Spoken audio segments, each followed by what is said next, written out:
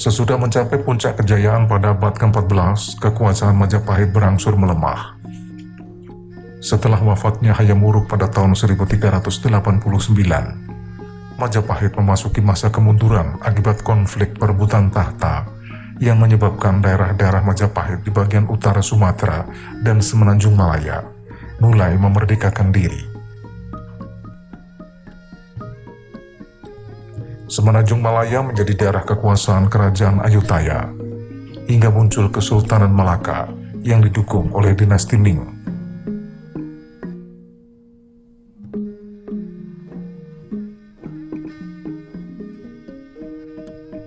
Pewaris Hayam Wuruk adalah putri mahkota Kusumawardhani yang menikahi sepupunya sendiri, Pangeran Wikramawardhana.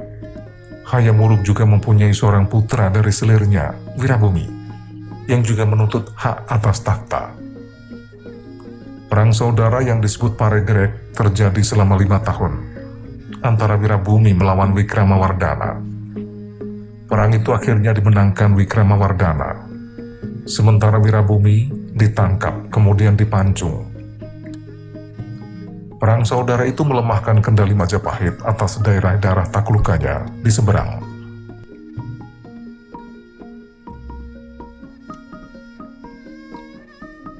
Pada kurun pemerintahan Wikramawardhana, serangkaian ekspedisi laut dinasti Ming yang dipimpin oleh Laksamana Cheng Ho, seorang jenderal Muslim Cina, tiba di Jawa beberapa kali antara kurun waktu 1405 sampai 1433.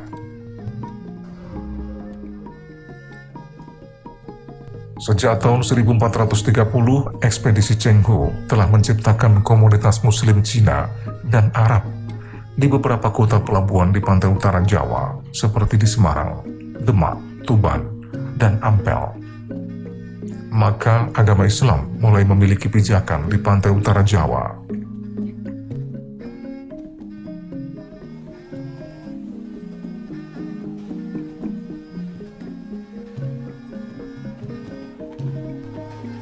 Wikramawardhana memerintah hingga tahun 1426, lalu dilanjutkan oleh putrinya, Ratu Suhita, yang memerintah tahun 1426 sampai 1447. Ia adalah putri kedua Wikramawardhana dari seorang selir, yang juga putri kedua Wirabumi.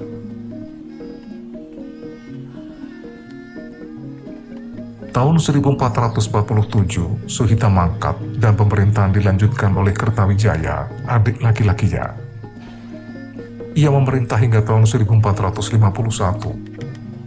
Setelah Kertawijaya wafat, Buri Pamotan menjadi raja dengan gelar Raja Sawardhana dan memerintah di Kauripan. Ia wafat pada tahun 1453.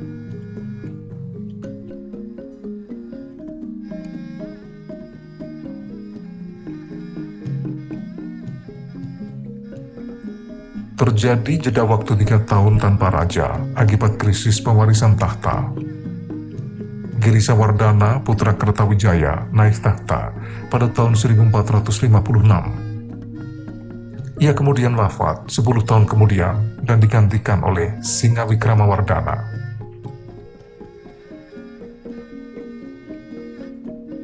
Tahun 1468, Pangeran Kertabumi memberontak terhadap Singawikramawardhana dan mengangkat dirinya sebagai Raja Majapahit. Pada saat bersamaan, sebuah kerajaan perdagangan baru, yaitu Kesultanan Malaka, muncul di bagian barat Nusantara. Di bagian barat kemaharajaan yang mulai runtuh, Majapahit tak kuasa lagi membendung kebangkitan Kesultanan Malaka yang pada pertengahan abad ke-15 mulai menguasai Selat Malaka dan melebarkan kekuasaannya ke wilayah Sumatera. Sementara itu beberapa jajahan dan daerah taklukan Majapahit di daerah lain satu persatu juga mulai melepaskan diri.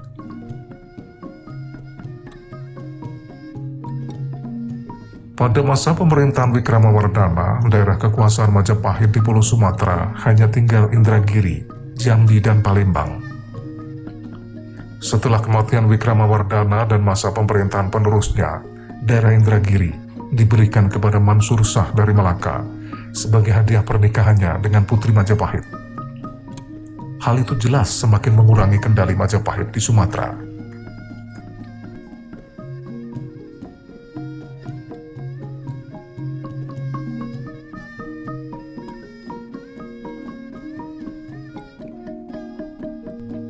Setelah mengalami kekalahan dalam perebutan kekuasaan dengan Bhre Kertabumi, Singa Wikramawardhana mengasingkan diri ke pedalaman di Daha, bekas ibu kota kerajaan Kediri, dan terus melanjutkan pemerintahannya hingga digantikan oleh putranya, Ranawijaya, pada tahun 1474.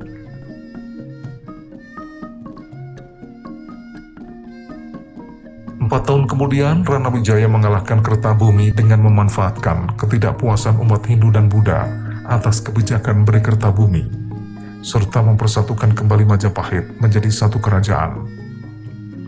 Ranawijaya memerintah pada kurun waktu 1474 hingga 1498 dengan gelar Girindrawardhana hingga ia digulingkan oleh Patih Udara. Akibat konflik dinasti itu, Majapahit menjadi lemah dan mulai bangkit kekuatan kerajaan Demak Bintoro yang didirikan oleh keturunan Bhre Wirabumi di pantai utara Jawa, tepatnya di Gelagahwangi.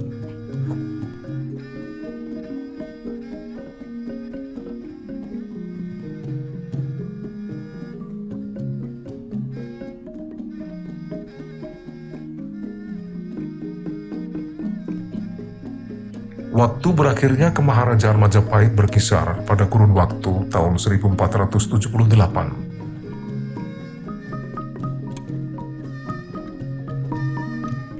Dalam tradisi Jawa ada sebuah kronogram atau candra sengkala yang berbunyi Sirno Elang Kertaning Bumi. Sengkala itu konon adalah tahun berakhirnya Majapahit dan harus dibaca sebagai 0041, yaitu tahun 1400 Saka atau 1478 Masehi. Arti sengkala itu adalah sirna hilanglah kemakmuran bumi. Namun yang sebenarnya digambarkan oleh candra sengkala itu adalah gugurnya Bhre Kertabumi, Raja ke-11 Majapahit, oleh Girindrawardhana.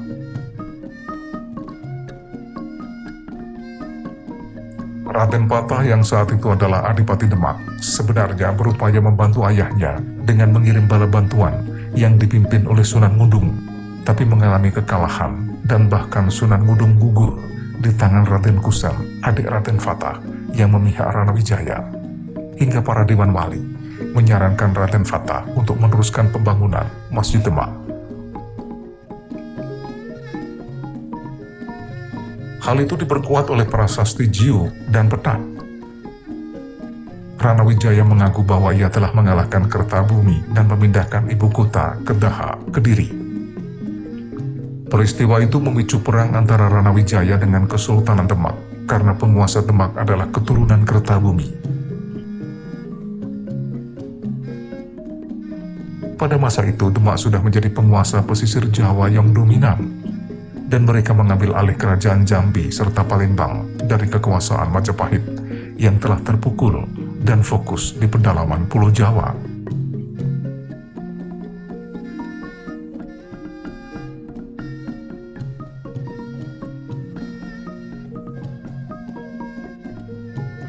Sebenarnya perang itu sudah mulai mereda ketika Patih Udara melakukan kudeta ke Girindrawardhana dan mengakui kekuasaan Demak, menikahi anak termuda Raden Patah. Tapi peperangan berkecamuk kembali ketika Prabu Udara meminta bantuan Portugis untuk mengalahkan Demak.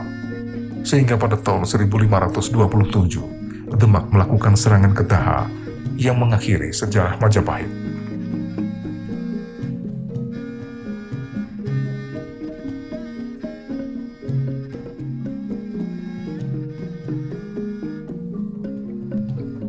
Sejumlah besar abdi istana, seniman, pendeta, dan anggota keluarga kerajaan mengungsi ke Pulau Bali karena mereka mendukung Ranawijaya melawan Kertabumi.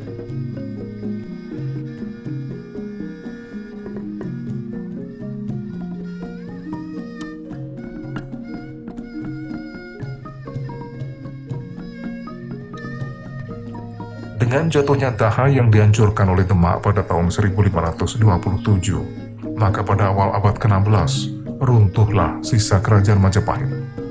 Demak di bawah pemerintahan Raden Fatah diakui sebagai penerus Majapahit.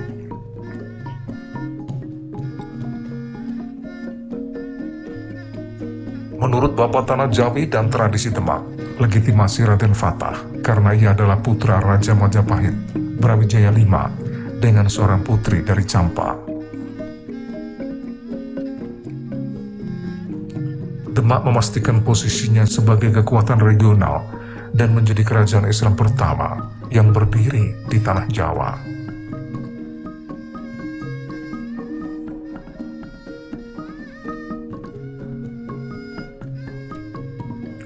Saat itu setelah keruntuhan Majapahit, sisa kerajaan Hindu yang masih bertahan di Jawa Timur hanya tinggal kerajaan Blambangan di ujung timur, serta kerajaan Sunda yang beribu kota di Pajajaran di bagian barat.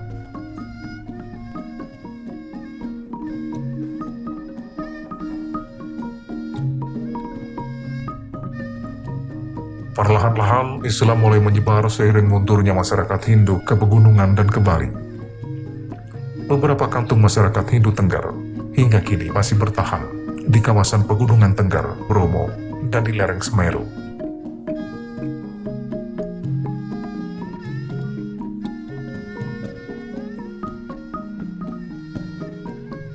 Kebesaran, kekuasaan, kekuatan, keindahan, dan berbagai intrik politik yang terjadi pada masa kerajaan Majapahit terus menjadi sumber inspirasi tiada henti bagi bangsa Indonesia untuk menuangkan kreasinya.